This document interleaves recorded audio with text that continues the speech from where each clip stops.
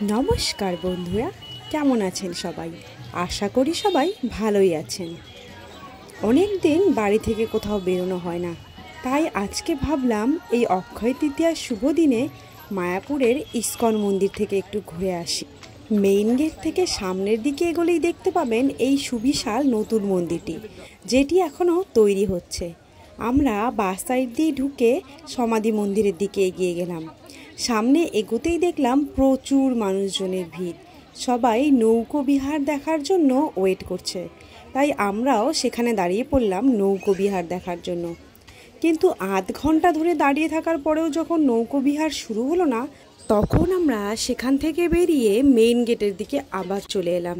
Main gate থেকে বাঁদিকে এই যে বিচুলির চালার ঘরগুলো দেখছেন, এখানে 24 ঘন্টা ধরে হরিনাম সংকীর্তন হয়। আর এই নতুন মন্দিরের সামনে দিয়েই যে রাস্তাটা চলে গেছে সোজা, সেই রাস্তা দিয়েই যাওয়া যায় মূল মন্দিরে, যেখানে নরসিংহদেব আছেন, পঞ্চতত্ত্ব আছেন এবং রাধা মাধবের পূজা হয়।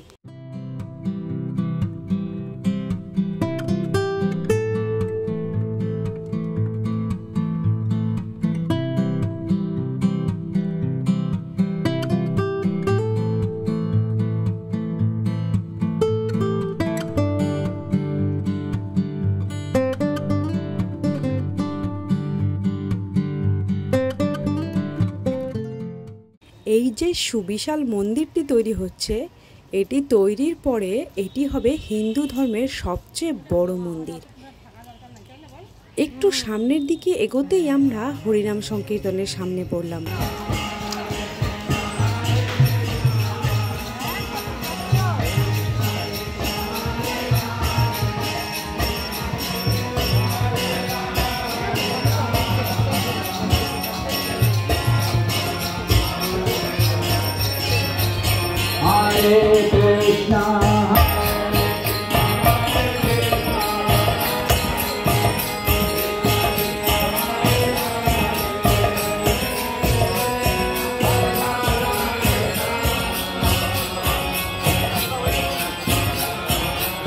এই যে ডান দিকে যে রাস্তাটা চলে গেছে, সেটি ওই মন্দির যাওয়ার রাস্তা।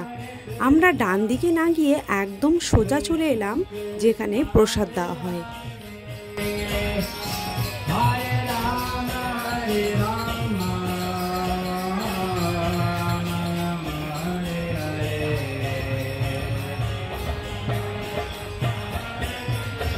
কিন্তু এখানে পৌঁছে আমরা জানতে পারলাম যে আজকে এখনও প্রসাদ দেওয়া শুরু হয়নি।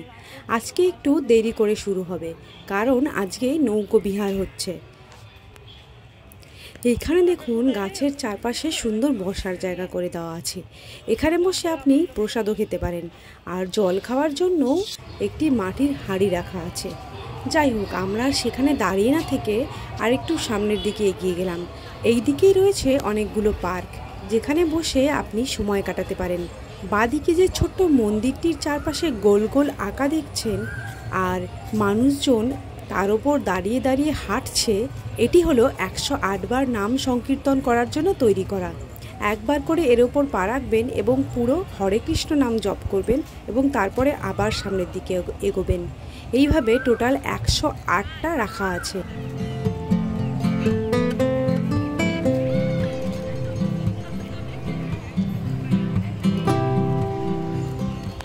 আরেকটু সামনের দিকে এগোলেই একদম শেষে রয়েছে এরকম একটা জলের ফোয়ারা।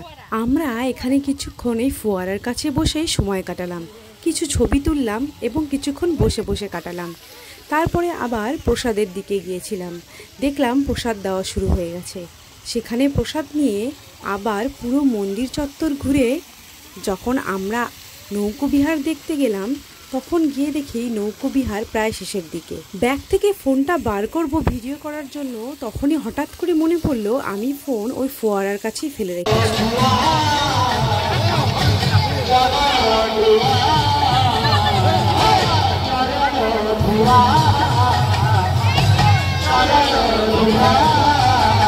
আর এই ফোন হারানোর চক্করে আমার নৌকো বিহার দেখা হয়নি। আমি ফোন নিয়ে আস্তে আস্তে নৌকো বিহার প্রায় শেষ। আমি জানি না আমি কি সত্যি সৌভাগ্যবান যে আমি আমার ফোনটা ফেরত পেয়েছি। নাকি আমার কপালটা খারাপ যে আমি নৌকো বিহার দেখতে পেলাম না? এটা আপনারাই বলুন আমাকে।